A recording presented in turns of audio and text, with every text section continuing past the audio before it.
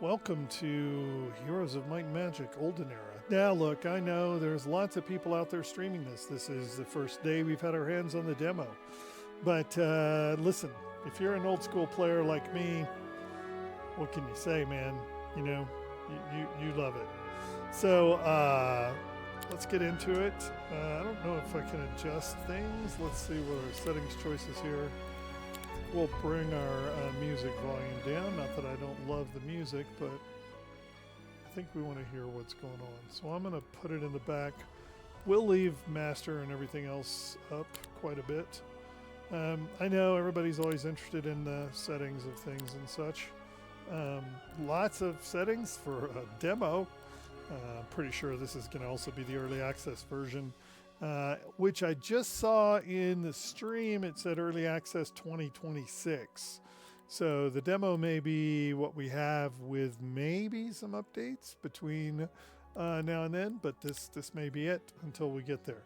I think because early access is going to have the next two factions in it, other than the ones we have, maybe this is the best we can do. But we shall see. All right, we're going to do the tutorial now. Look, I'm going to pretend that nobody watching this has played, HoMM before. For those that don't know, this is the 30th anniversary of the release of the original.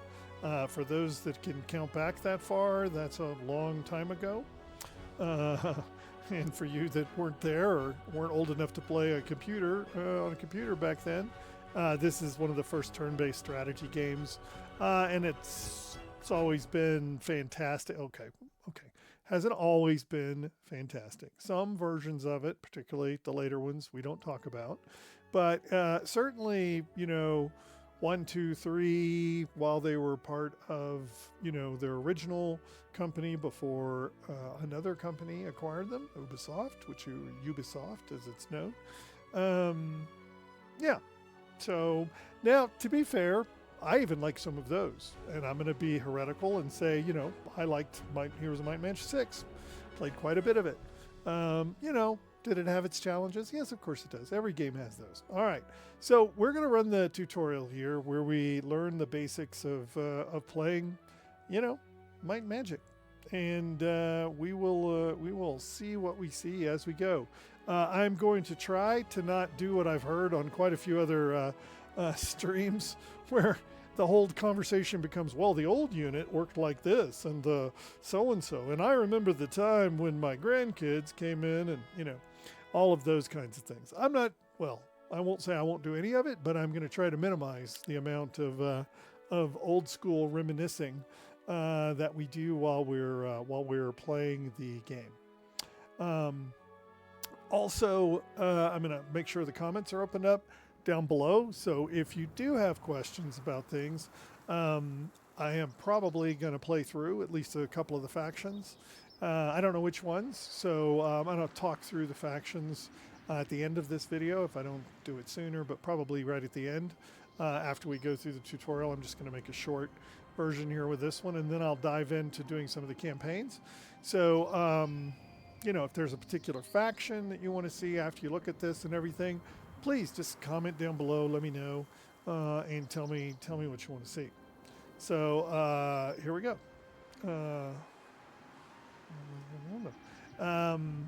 So this is a map-based game, so you're going to get a whole global map, and there's going to be lots of stuff on it.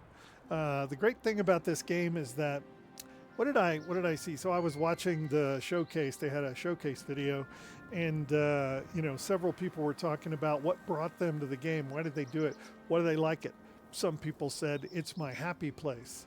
So long before there was Stardew Valley and Terraria and things like that, this game was a comfortable place that you could go to adventure around. Not saying it wasn't dangerous or dark or those kinds of things. Certainly have dark factions and light factions and things like that. But it was always seen as because it was turn-based, right?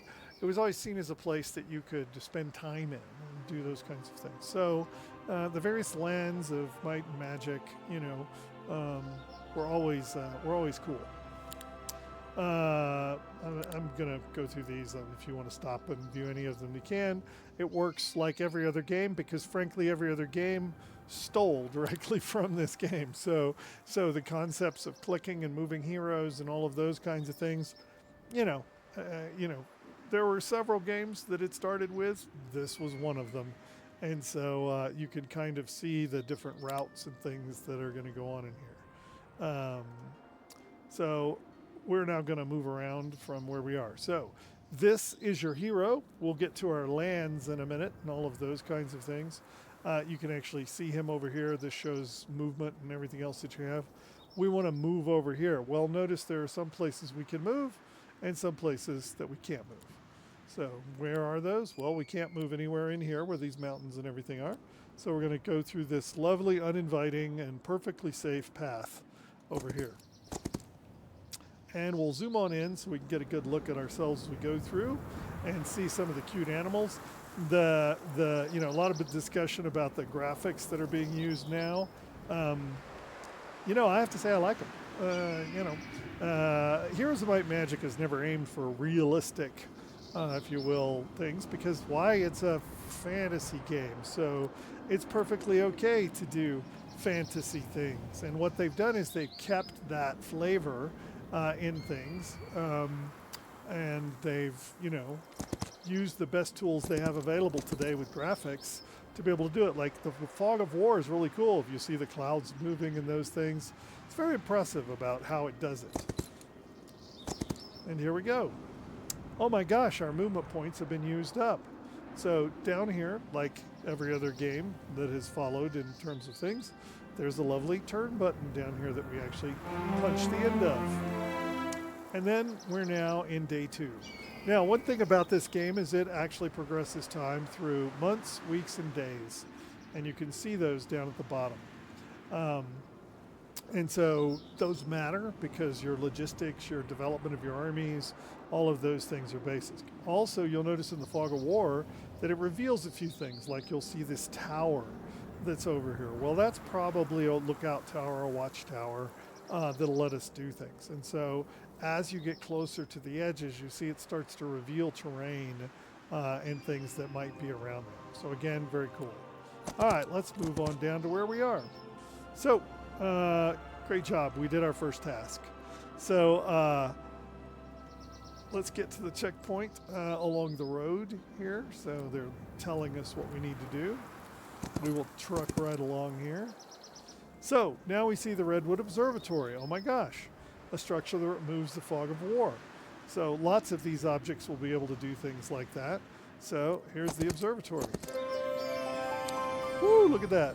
So now you can see all of those things, and you can see lots of gold around and all kinds of things.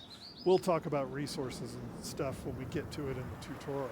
But now we can see we've revealed a huge amount of the map, right? And then we can get around. We see, stacks of gold that are in different places over here, which you'll need. You'll notice at the top of the screen here, there's a whole lot of things like gold, wood, ore, gems, crystals, mercury, and alchemical dust.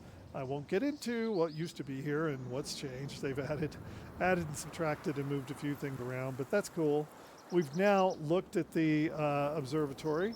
So now we want to think about where we want to go. Well, we've got our quest. Capture the city in the northeast of the map.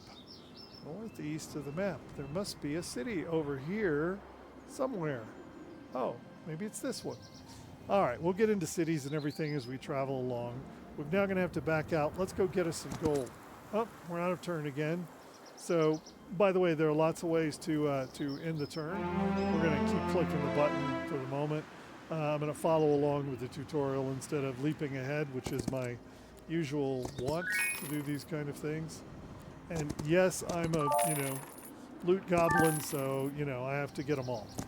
So we will spend as much time as it takes for us to acquire all of the necessary loot. You'll notice that we're now moving into day 4 of week 1 of month 1.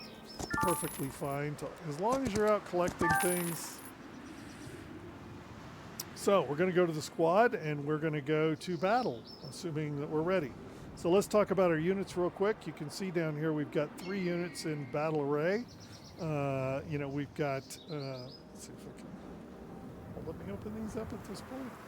We'll talk about it when we get there. I'm sure they're going to take us through the process. So let's carry on and get over to attack. Now this will tell you, you'll see the 5 skulls up here. That will tell us what we seem to be facing. We can see that, let's see what I'm trying to see. So Alt will light up all of our objectives. That's good. We'll talk about those as we get to them, holding down the Alt key. Let's just go fight. We love fighting. Okay, so we're going to get a great tutorial about all of this. So they're separate battlefields. These are all hex-based battlefields. Again, tutorial, so we're not going to get into a lot of things that doesn't have. We'll see what they explain to us. Oh, I've never been through this tutorial, by the way. So we'll see how they explain it and take us through it.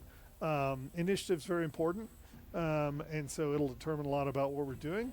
You can always look at the top of the screen as they illustrate here. And there's a tactical phase that lets us adjust the alignment of our troops. So we'll do that first. Not very exciting in terms of troops on the board. You'll notice that the enemy is not exposed at this point. I'm going to take a wide stance with my troops at this point, and see what we get from the enemy coming in on the other side. This is our hero. Up here, you'll notice your hero does not actually participate in battle. You are leading the battle. Now, you will have abilities and things that you can do in the battle based on that, and let's check them out. All right, so now we've got some enemies out there. So there are basically 3 types of normal attacks as they list here. Melee attack, your long reach attack, which is when you have a spear, or it can go through more than 1 hex, and then your ranged attack, which you can attack from any distance but not adjacent. The further it is, the less damage, those kinds of things. So, you know, again, stacks can't attack. If they can't attack, they're going to move, right? And their speed determines how much that happens. Any action, whether it's attack or move, ends the creature's turn. So you can do one or the other. In many cases, you can move and attack in some cases, depending on enemy abilities and what you have there. There are also counterattacks. Usually they're once, but as certain units get 2 and things like that, you know, there are also additional tactical options, what they talk about here, like wait. So you can delay till the end of the round to let everybody else move first, or you can skip your turn completely so you don't get to do anything until the next turn. Positioning and movement is everything in this game. I mean, yes, your abilities and things like that, of course, count. But, you know, thinking about where your enemies are, what you can do, etc. See, you can see here that I've got my upper unit here hovering over. You'll see you have, actually, if you have enough movement, you can have different attacks. So you notice the position of the sword I have over there. This is a flanking attack, a rear attack, another flanking attack, and there's terrain around here preventing the other forms of attack. So, you need to think about things, right? You can always take a look at your other units. Well, if I were to move in behind him directly, then of course this guy would get a rear attack on me. This guy over here could also get a flanking attack on me. Lots of things. If you take a look at the rest of my soldiers, I can't even get here, right? I can't even get to position to attack with them. So in this case, I am probably not going to move up. Again, I'm going to force them to come to me. So if I want to force them to come to me and I want to see how far they're going to get, so then I can optimize, you know, my attacks, I can actually do that. I also have a spell book. I don't have any spells at the moment, so we'll wait until they decide to tell us about spells. So my unit itself, here it is. I can have it wait until the end of the queue in case I want to see what anybody else does. Let's just do that for the moment. I'm going to drop all mine in the end of the queue. Now we know the turn's done. Again, you can see the initiative up here, and you can see what's coming up next in terms of which guys are going to be able to do something. I'm going to focus my guys up here. So if I take a look, he's going to move around over to here. So I'm going to go ahead and bring my guys up so that they're within striking range over here. And then I'm going to bring these guys up so that they can support each other. Okay. Notice the end of my turn, so they're now going to move up. As expected, it's going to give me a whack. But my counterattack, as you can see, was enough to kill him. Same thing, you know, is going to come up here. He's going to spit on me. How lovely. And here we're going to get another attack. Again, my counterattack. Oh, was not quite enough to kill him. Close enough. That was my smallest stack, so that's how it is. So let's think about it. I've got 2 left. Let's simply bring up my first line troops. Let's bring him in from this side. End of line. Then let's bring our second line troops up from this side. End of line. And our story is done. So here we lost none across the way, and you can see we took out each of theirs that were in all of those stacks, and we can accept the results of what we did. So we won our first battle, very weak enemy, and so we're going to go to see the garrisons where we can hire some reinforcements, and we're going to use the gold that we collected to do so. So again, by holding down the Alt key, you can see these. This is a swordsman garrison. Swords, I think they're all swordsman garrison. These are all swordsman garrisons. So let's move up to the first one of these. We're at the end of our turn. And here we are in our first one. So now we're taking a look at our units themselves, and we'll get into what they look like. But again, these are the same swordsmen that we have here. There's 18 here that we could hire, 1440 gold. Well, we have 5,000, and we are definitely going to take them. So you'll notice our numbers have gone up in our primary, unit. We'll talk about how we distribute those in a little bit. Let's go collect a few more, I'm going to say. All right, here's another 1440. Excellent. Now we're up to a big 49. We can get one more set. There we are. Now, the problem we have, now that we've collected all of those, yeah, I think we got them all. Yeah, we got them all, is that we need to separate them around. We need to put them where they need to go. So how do we do that? Let's see. That's a good question. See what units do what here. There we go. That automatically split them out, right, by clicking the balanced one there. Let's see. What have I got? That's good. They're split fine. We could use a split command to do that, but 4 groups of 23 sounds good to me. Nice and balanced, and off we can go to meet our friends over here in an easy battle. Next turn. So we advanced our turn. Let's go see what we got. I'm gonna leave all our boys forward at the moment. Shouldn't be any big deal. Again, it's gonna be a fairly weak army in what we're doing. I'm just gonna move everybody up and over. Notice I'm gonna force them all to come this way. Getting everybody in a shared formation here so that everybody will be able to cover everybody's flank, and the rocks will cover the rest of the flank. Now we're just gonna wait for them to come to us. Well, I'm probably gonna bring one guy around for a flanking maneuver. Let's see what we got here. Yeah, they've done some damage this turn. But you'll notice now they can't all bunch up on a single unit. And our retaliation tells me where we are. Gonna bring him over. Can't quite get him there, strangely enough. I thought he'd be able to get there. Not used to my unit's movement speeds at this point. So I will simply bring him around. We'll get there next turn. Straight attack. Next person. Straight attack.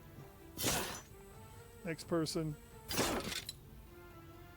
Little retaliation action first. Let's get rid of that guy. Leaves us one. He's going to move in. Give him a smack. Retaliation. End of line. So, again, we lost 3 units, but, pretty good against, the guys we were fighting against. Also, you'll see there's a level up number in here. So we're going to take a look at how that works. So we've gained experience points. There are lots of ways to gain experience points. We're just looking at one of them in here. We've got different skills that we're going to improve. You have 4 main attributes: attack, defense, spell power, and knowledge. Attack and defense are self-explanatory. And the spell power is how good your spells are. And knowledge really controls your mana, which is how much spell casting ability that you have. So there's a couple of combat stats, morale and luck. So morale, can give you an extra turn. High morale, low morale can cause you to skip its turn. Sounds simple, but morale makes a big difference a lot of times in what you're doing. And so, again, there are other things about how many factions you have in your army that can affect morale, and there are some things that can fix that problem. Luck can also change the nature of your strikes. Think of it as critical strike ability, those kinds of things. And then the hero and above, depending on your class, you'll gain things like attack and defense if you're a melee. If you're a magic hero, you're going to gain more spell power and knowledge.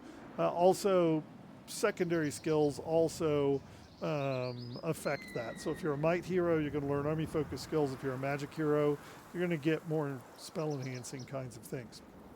Now, obviously you want to mix up your heroes in your army. You don't want to have all might heroes or all magic heroes. So as you add heroes, and depending on what scenario you're playing and how that works, determines a lot of times how many you get, but it's usually one hero per city. And so you'll be able to mix and match as you go, as you recruit them. I'm sure we'll see a recruiting screen here in a little bit in the tutorial.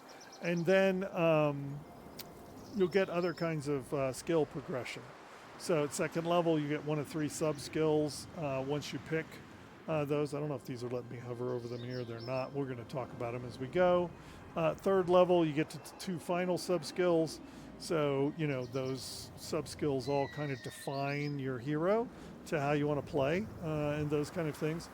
And then later you can get advanced classes that give you even more kinds of skills and things. So again, this is called Heroes of Might and Magic.